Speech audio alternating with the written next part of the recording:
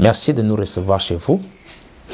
J'avais commencé à évoquer dans notre vidéo précédente une réalité très forte. C'est-à-dire que dans la nature humaine, en fait, le besoin de socialiser, comme on avait vu, et puis d'appartenir à une collectivité, d'être fait partie intégrante d'une certaine communauté, c'est un besoin fondamental. C'est-à-dire qu'il y a en plus un impératif véritablement incontournable.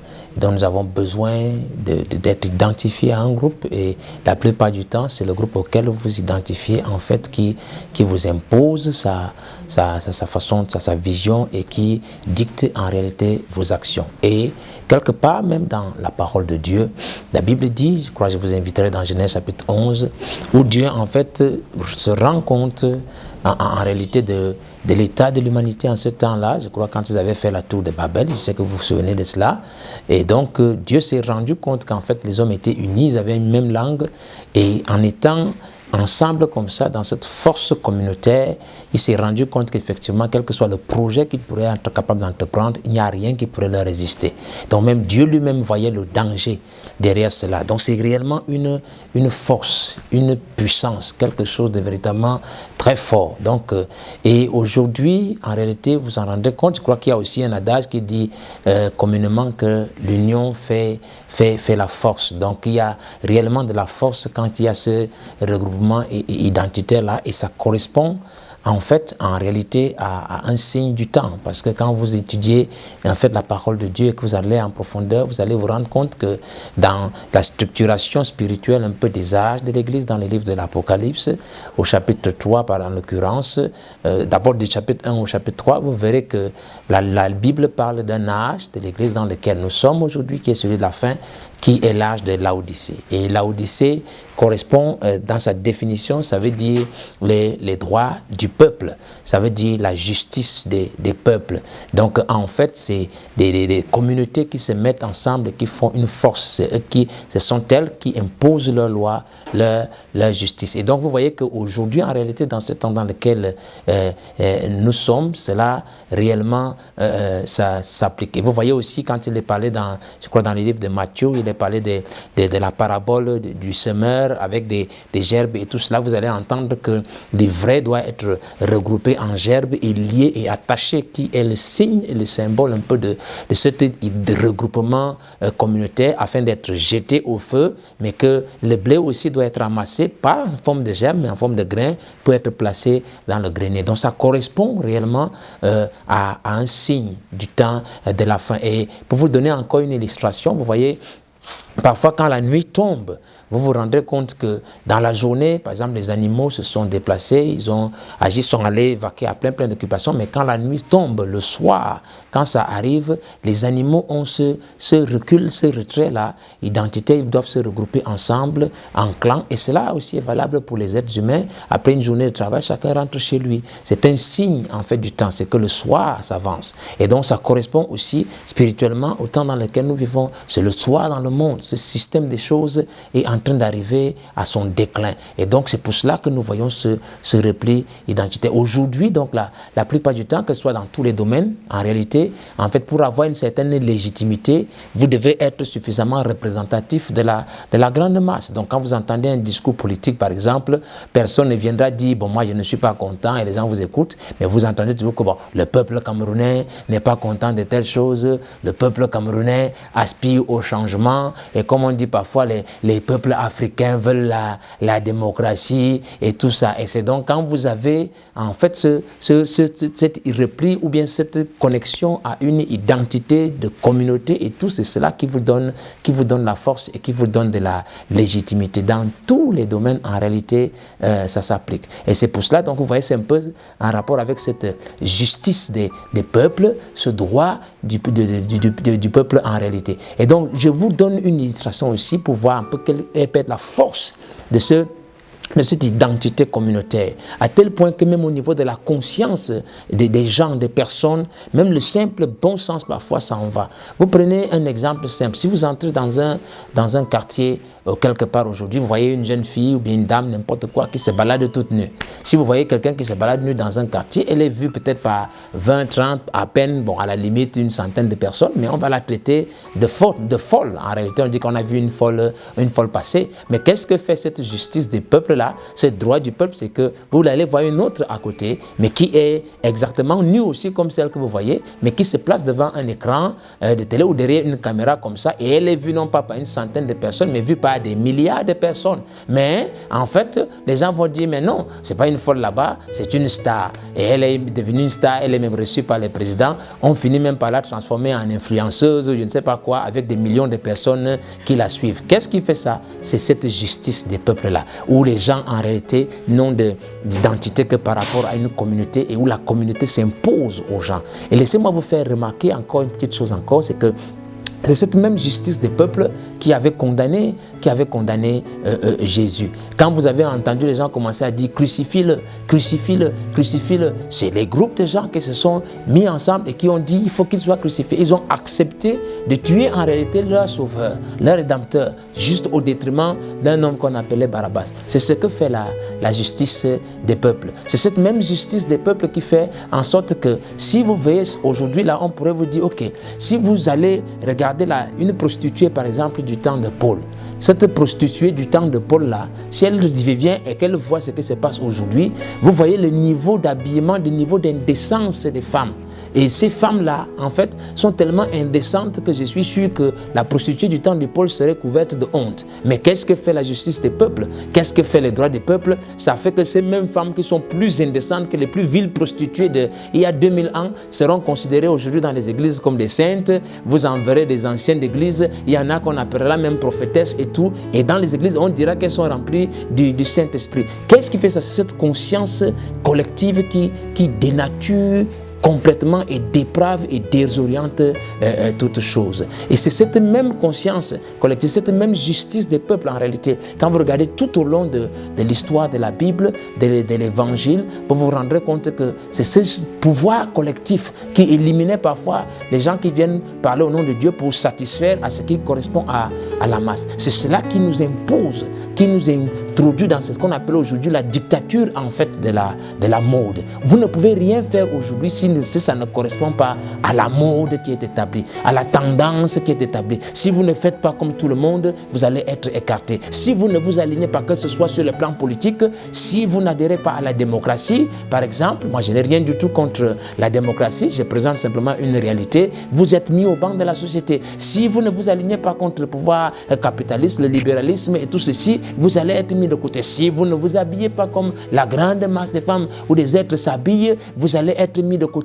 Si vous ne faites pas les choses comme tout le monde, comme la conscience collective vous l'impose, que ce soit bien, que ce soit mal, peu importe, du moment que le collectif a dit voilà la direction à suivre, tout le monde doit aller là-dedans. Donc vous ne pouvez trouver votre légitimité. Même les élections aujourd'hui, regardez, pour la plupart des partis politiques, ou que ce soit ailleurs, ou peut-être ils parlent de démocratie, c'est comme ça. Celui qui a la maîtrise des réseaux sociaux, celui qui a la maîtrise, c'est celui-là en réalité qui obtient l'adhésion de la majorité. Donc, en réalité, voilà, je voulais véritablement attirer notre attention sur cela. Maintenant, posons-nous un peu la question de savoir, mais en fait, quel est le secret de cette force de la communauté? Comment nous pouvons arriver à avoir ces choses-là qui deviennent aussi fortes et qui s'imposent aux gens de telle manière que, comme nous avons lu dans la Bible, même Dieu lui-même, en réalité, se retrouve dans une position où il voit une réelle adversité qui se lève devant lui. Alors, je voudrais juste vous dire que avant qu'il y ait cette communauté de personnes, avant que vous ayez une communauté d'individus, il y a d'abord une communauté de pensée. C'est cette communauté de pensée en réalité qui conduit à toutes les autres choses. Et cette communauté de pensée, cette conscience collective en réalité, elle vient de quoi? Et c'est cela un peu mon interpellation à vous aujourd'hui. Ce n'est pas qu'il y a 10 000 personnes en réalité qui se mettent ensemble pour décider d'une chose. La conscience collective, comme nous le voyons même dans les livres de la Genèse, là-bas, au début, au chapitre 11 qu'on a dit, au verset, vous allez entendre que tout le monde avait une même langue, ça avait les mêmes mots et tout. Et puis, subitement, ils se sont dit l'un à l'autre. Donc, vous entendez, c'est en fait, quand on dit l'un à l'autre, donc ça a commencé par un, avant d'arriver à l'autre. Donc, ce qu'on appelle aujourd'hui, en fait, conscience collective, c'est un individu, en réalité, qui commence cela. Et cet individu, dans les livres d'histoire, même quand vous entendez la tour de Babel, vous allez entendre que c'est un homme qui s'appelait Couche. C'est lui qui a pensé, en fait, et qui a imposé toute sa pensée à la masse, à la majorité, et on dit, voilà tout ce que la majorité veut faire. Donc, c'est quoi cette conscience collective, cette force de la communauté? C'est une seule personne. En réalité, c'est un seul individu, mais qui impose en fait sa pensée à un groupe. Et il impose comment? Ça peut être par la ruse, ça peut être la séduction, ça peut être parfois aussi par la violence, ça peut être par le besoin, l'intérêt matériel, l'argent, pour arriver à séduire, à emballer tout le monde. Ça peut être par du chantage, par tous les moyens et par tous les moyens de persuasion qui peuvent exister. Mais ce que je veux qu'on remarque, c'est qu'en fait, c'est une seule personne en réalité. Donc il n'y a pas de conscience collective. C'est en fait un seul individu et en fait qui impose sa volonté à la masse. Et c'est à ça aujourd'hui, parce que c'est cela aussi ma salutation pour vous aujourd'hui, c'est à cela que servent en réalité le web, Internet et tous les réseaux sociaux qui vont avec. Parce qu'il n'y a pas, vous allez me dire aujourd'hui que non, bon, c'est un moyen de permettre la communication entre les gens, on peut échanger, ça facilite les échanges, c'est vrai, tout cela est vrai, mais en réalité, au fond, avant d'être tout ce que vous dites là, c'est cela, mais au fond, qu'est-ce qui est le résultat? Qu'est-ce qui est le résultat définitif? C'est que tout le monde arrive à avoir une communauté de pensée. C'est pour cela qu'on l'appelle, quand on dit en anglais, le web. Le web, c'est quoi? C'est une toile. Et comme son nom l'indique, c'est véritablement une toile. Mais maintenant, si vous avez une toile, il y a forcément une araignée quelque part. Et c'est cela mon interpellation. Nous avons la toile, les gens pensent pareil et tout ça, mais où est l'araignée? C'est pour cela que je vous interpelle. Il y a une araignée quelque part. C'est ces marionnettistes-là, c'est ces manipulateurs de la pensée humaine qui essayent de nous donner tous la même façon de penser. Et au commencement, comme il en était en ce temps-là, et où Dieu a vu un danger, aujourd'hui aussi, Dieu voit le danger. La même bête qui avait commencé par le serpent de l'autre côté, qui a commencé à introduire sa pensée, a introduit par la séduction, par la ruse, sa pensée dans un groupe de gens, s'ils étaient deux à cette époque, c'est cette même bête aujourd'hui qui vient aussi maintenant, cette bête a 7 têtes et 10 cornes. Ça veut dire qu'il a plusieurs têtes, plusieurs orientations, plusieurs directions, mais l'aboutissement final, c'est le même, exactement. Ça veut dire imposer sa pensée à la masse, à la majorité, afin de se tenir comme ennemi en réalité de Dieu. C'est cela, cette marque de la bête dont on parle. C'est cela, cette communauté de pensée. Et comme on a dit, c'est une marque sur le front, la manière dont nous pensons, et une marque sur la main. Parce que l'action suit forcément la pensée. Nous n'agissons qu'en fonction de comment nous pensons. Mais qu'est-ce qui fait ça? C'est cette araignée qui se trouve derrière la toile. Quand vous êtes, vous, en tant que petite mouche que vous venez, dès que vous entrez dans cette toile, vous retrouvez les informations des Chinois, des Américains et tout, et ça fait en sorte que tout le monde entier va penser exactement comme un seul être. Nous aurons le même langage, qui est le langage des sens, de la convoitise. Nous aurons la même façon de voir, les mêmes habillements, la même religion en réalité. C'est le droit du peuple. On vous impose une religion aujourd'hui, et cette religion vient de quoi? De cette araignée-là, de ce marionnettiste derrière qui manipule la masse. Et une fois qu'il réussit à manipuler la masse, il devient une force qui peut s'élever contre toute chose. C'est le temps dans lequel nous vivons. Et je voulais vous avertir par rapport à cela. Je voulais vous interpeller par rapport à cela. Alors la question que vous pourrez me poser, c'est qu'est-ce que nous devrons faire aujourd'hui? La réponse, elle est simple. Elle se repose seulement sur 3 points. La première chose, vous devez enlever de votre esprit toutes les étiquettes de j'appartiens à X ou j'appartiens à Y depuis X ou Z génération ou des choses comme ça. Vous devez enlever de vous cette étiquette communautaire parce que ça conduit à ce que nous avons vu. La deuxième chose que vous devrez faire, eh bien vous devez chercher la vérité par vous-même. Et rechercher la vérité, c'est quoi? Écouter les témoignages des gens, c'est une bonne chose. Mais vous devrez aussi arriver au point où vous faites votre propre avis. Comme vous avez lu dans le livre de Jean, où vous avez cette rencontre entre Philippe et Nathanaël, où Philippe lui annonce quelque chose, qu'il y a une vérité qui est sur la scène, et Nathanaël demande, mais quelque chose de bon peut-il venir de Nazareth? Alors Philippe lui répond, viens toi-même et vois. Et c'est mon invitation à vous aujourd'hui, parce que j'ai quelque chose que je vous assure, mes frères et sœurs, aujourd'hui, en réalité, en ce temps dans lequel nous vivons, Dieu véritablement nous a montré une voie. Dieu nous a envoyé un prophète, un véritable prophète. Peut-être sa voix n'était pas populaire, mais il était la voix de Dieu pour nous préparer et nous avertir et nous signaler conformément à ce que la Bible a dit. Son nom, c'est William Marion Branham. Maintenant, je vous apporte cette même interpellation. Venez vous-même et voyez. N'écoutez pas ce que les gens ont dit. Oh, celui-là, il faut prophète. Oh, celui-là a fait ceci et tout cela. Parce qu'en fait, les gens ne veulent pas quitter en fait leur repli identitaire, leur communauté religieuse, des dénominations et tout qui se sont implantées, qui sont ces gerbes-là qui ont été formées et brûlées au feu. Alors, ils sont obligés de repousser toute nouvelle voie qui vient pour apporter un changement. Mais allez vous-même.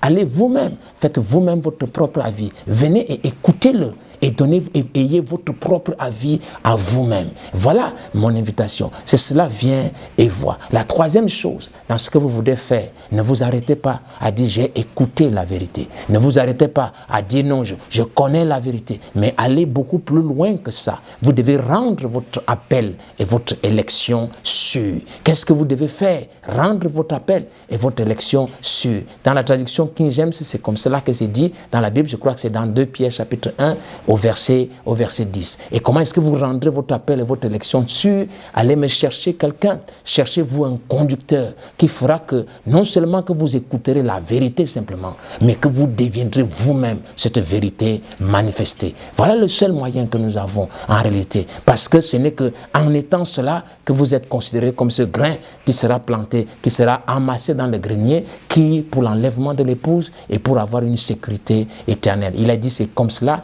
que les portes pour l'éternité vous seront ouvertes comme la parole le dit. Véritablement, nous avons identifié notre araignée. Vous la connaissez, ce n'est pas quelqu'un qui est caché, mais c'est ce marionnettiste. Vous avez une toile, mais méfiez-vous de l'araignée. Sachez ce que vous allez chercher dedans. Il y a ces 7 têtes, ces 10 cornes qui se manifestent de plusieurs façons, que ce soit sur le plan religieux, que ce soit sur le plan politique, que ce soit sur tous les autres plans économiques et tout le reste. C'est cette repli identitaire, cette puissance communautaire. Mais Dieu néanmoins, malgré tout cela, a un chemin de la vérité. J'espère que vous écouterez sa voix cette fois, mais jusqu'à ce que nous puissions nous retrouver, que le Seigneur vous comble de ses riches bénédictions. Recevez véritablement mon affection la plus profonde et à nous retrouver très bientôt.